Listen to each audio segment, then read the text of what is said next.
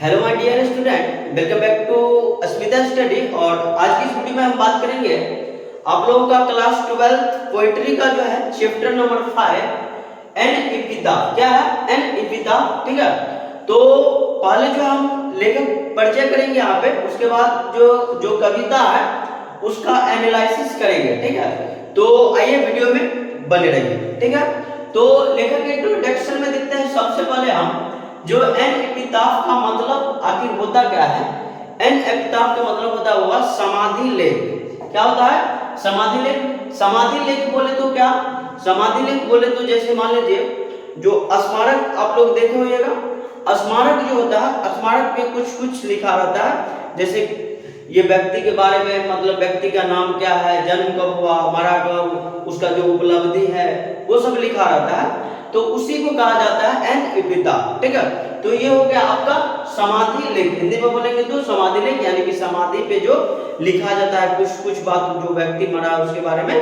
ठीक है, तो उसी को जो है यहाँ पे कहा गया है एन एपिताफ। ठीक है, इसके जो राइटर है वाल्टर डेला मेयर। क्या नाम है इनका?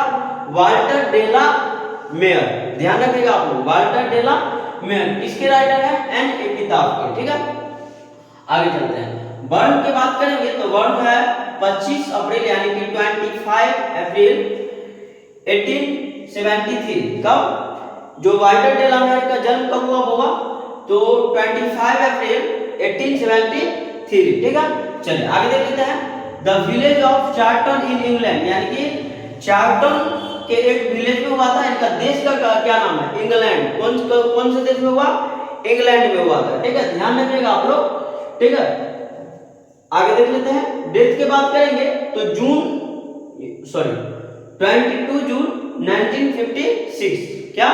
22 जून 1956। ध्यान में रखिएगा। चलिए आगे देख लेते हैं। आगे थोड़ा हम इधर घूम जाते हैं ना।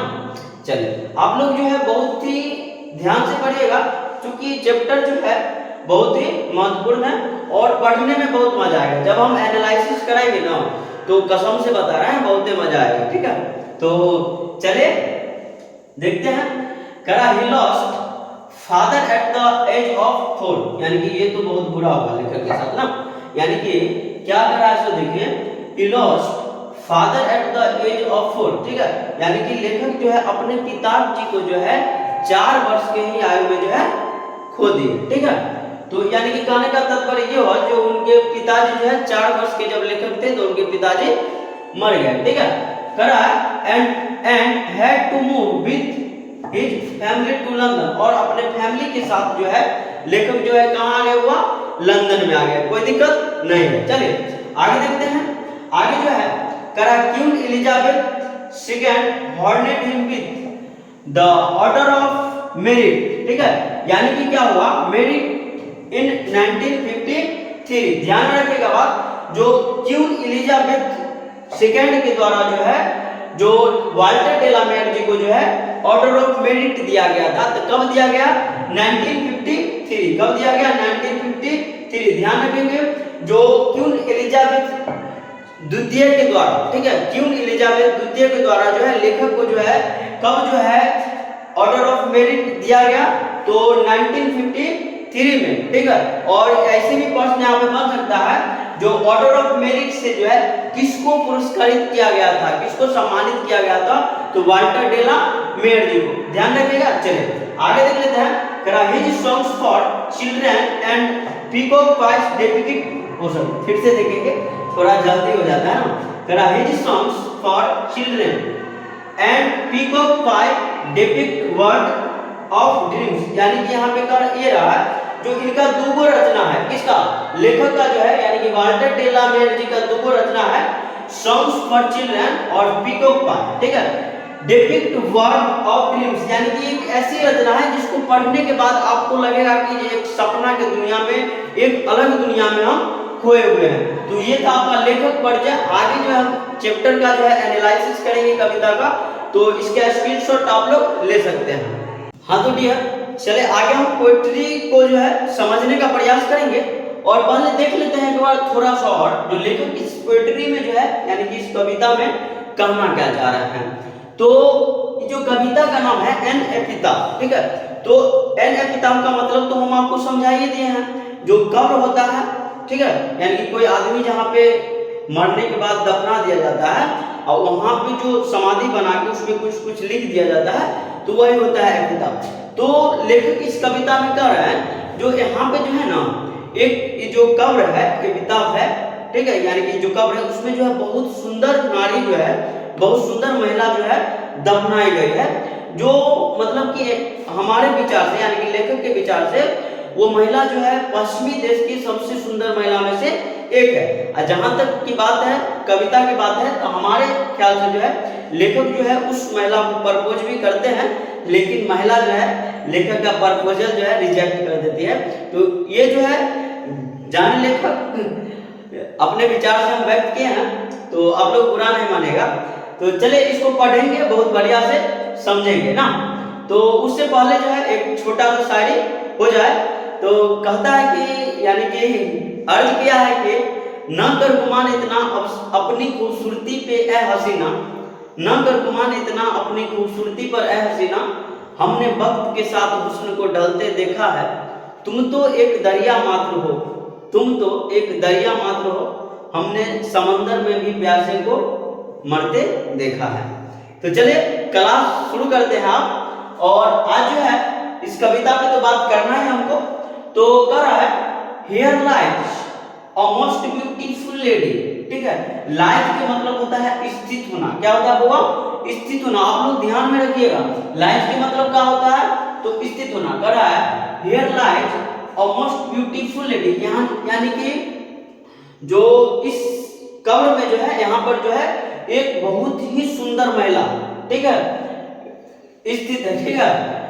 Light of step and heart was she, ठीक है, यानी कि जो हमेशा जो है इधर उधर घूमते रहती थी, इधर उधर घूमते रहती थी, और बहुत ही चंचल स्वभाव की महिला थी। बात समझ रहे हैं ना? बहुत ही चंचल स्वभाव की महिला थी। लेखक उसके बारे में कह रहे हैं, फिर से देखेंगे। कह रहा है here light a most beautiful lady, light of step and heart was she, यानी कि वो जो महिला थी, यहाँ पर जो एक महिला है, ठीक है, सॉरी, यहाँ पर जो ये जो कब्र में जो महिला स्थित है, ठीक है, वो जो है बहुत ब्यूटीफुल, यानी कि बहुत सुंदर महिला थी, और हमेशा जो है इधर उधर घूमते रहते थे। यानी कि लेखक जो है महिला को जो है बहुत सुंदर तो बता ही रहे हैं, और कह रहे हैं बहुत ही चंचल महिला थी, जो हमेशा यहाँ से वहां, वहां से वहां घूमते रहते थे, ठीक है। आगे देख लेते हैं। यहाँ पर हम इसका हिंदी में जो है लिख दिए हैं। यहाँ एक सुंदर महिला पड़ी हुई है, वह हमेशा इधर उधर भटकती रहती थी। लाइज मतलब होता है स्थित रहना, या फिर हम कह सकते हैं जो पड़ा रहना, ऐसे बोल जाते हैं। चलिए अगला लाइन देख लेते हैं। कह रहा I think she was most beautiful lady. फिर से लेकर कह रहे हैं थिंक मतलब क्या? सोचना, मानना, यानी कि लेकर कह रहे हैं हमारा मानना ये है, जो ये महिला जो है, ठीक है, हमारा ये जो महिला है वो क्या है? मोस्ट ब्यूटीफुल लेडी, ठीक है। I think she was most beautiful lady, ठीक है, that ever was in the best country, यानी कि लेखक कह रहे हैं, लेखक का मानना ये है, जो ये जो महिला है वेस्टर्न कंट्री, यानी कि पश्चिमी देश में, पश्चिमी देश के सबसे सुंदर महिला में से एक है, ठीक है। किनका मानना है? लेखक का। किसके बारे में? महिला के बारे में। कौन महिला के बारे में? जो एपिताफ में, यानी कि जो अभी जो है कब्र में दफना दी गई है, उसके बारे में, ठीक है। तो इसका स्क्रीनशॉट लीजिए। तो चूंकि बोर्ड है थोड़ा छोटा, तो अगला लाइन हम फिर से समझाएंगे। मजेदार कविता है, इसका स्क्रीनशॉट ले लीजिए। आगे देखते हैं। आगे लेखक क्या कर रहे हैं? But beauty vanishes beauty passes, however rare rare it be, ठीक है। फिर से पढ़ेंगे। But beauty vanishes beauty passes, however rare rare it be, यानी कि लेखक कह रहे हैं, जो इससे पहले लेखक क्या कहते हैं, इससे पहले वाला लाइन में लेखक क्या कहते हैं, वो जो महिला थी पश्चिमी देश के सबसे सुंदर महिला में से एक थी, यानी कि पश्चिमी देश की सबसे सुंदर महिला थी। ऐसा किसका मानना था? लेखक का मानना था। फिर लेखक आगे क्या कर रहे हैं देखिए। But beauty vanishes beauty passes, यानी कि ब्यूटी जो है अस्थायी नहीं है, ये जो सुंदरता है एक न एक दिन क्या हो जाएगा? ढल जाएगा, ठीक है। However rare rare it be, ठीक है, यानी कि लेकिन फिर भी लेखक कह रहे हैं जो ऐसी महिला जो है नहीं मिलती है।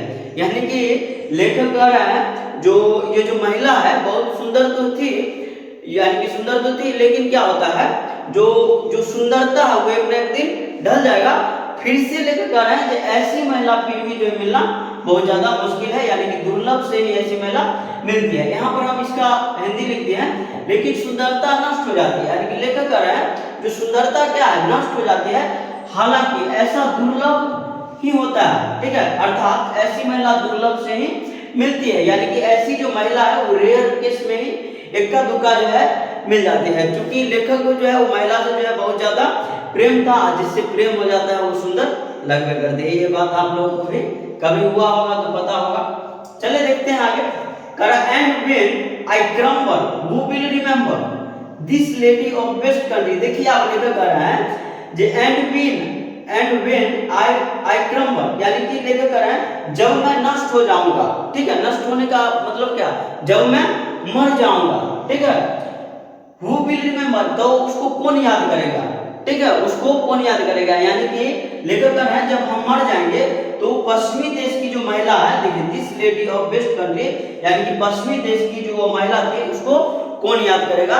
यानी कि लेखक सीधा सीधा कह रहे हैं कि हम मर जाओ तो तोरा के याद कर दोगे, ठीक है। तो देखिए यानी कि लेखक कह रहे हैं व्हेन आई क्रम्बल, ठीक है, यानी कि and when I crumble who will remember, यानी कि आई क्रम्बल हु क्या हु विल रिमेंबर, ठीक है, आई क्रम्बल हु विल रिमेंबर। तो थोड़ा इंग्लिश जो है बोलने में गड़बड़ आ जाता है, फिर से बोल के दिखाते हैं। आई क्रम्बल हु विल रिमेंबर, यानी कि हम मर जाएंगे तो तुमको कौन याद करेगा, हम नष्ट हो जाएंगे तो तुमको, यानी कि उसको कौन याद करेगा ना। चलो तो ये जो है इसका भी हिंदी हम लिख देगा, और जब मैं नष्ट हो जाऊंगा तो पश्चिम देश की इस महिला को कौन याद करेगा, यानी कि जब हम मर जाएंगे तो पश्चिमी देश की जो महिला थी, जो बहुत सुंदर महिला थी, ठीक है, जो इधर उधर घूमते रहती थी, ठीक है, उसको जो है कौन याद करेगा। तो लेखक जो है यहाँ पे सुंदरता को के बारे में बताया है कि एक न एक दिन ढल ही जाता है, यानी कि क्या से क्या हो गए देखते देखते, ठीक है। तो मैं आशा करूंगा कि आपको जो है ये क्लास जो हमारा इंग्लिश का YouTube पर का जो है फर्स्ट क्लास इंग्लिश का था, वैसे भी हम उतना ज्यादा इंग्लिश पढ़ाते नहीं हैं, तो फिर भी अपना प्रयास जो हम रखे हैं जो आप लोगों को जहां तक समझ में आ जाए। तो मैं आशा करूंगा कि आप लोगों को ये क्लास जो है बढ़िया लगा होगा। तो अपने भाई को जो है बहुत सारा दुलार प्यार दीजिए, और चैनल को सब्सक्राइब करके ज्यादा से ज्यादा शेयर करिए, और तब तक के लिए बाय, ठीक है, धन्यवाद, जय हिंद, जय भारत।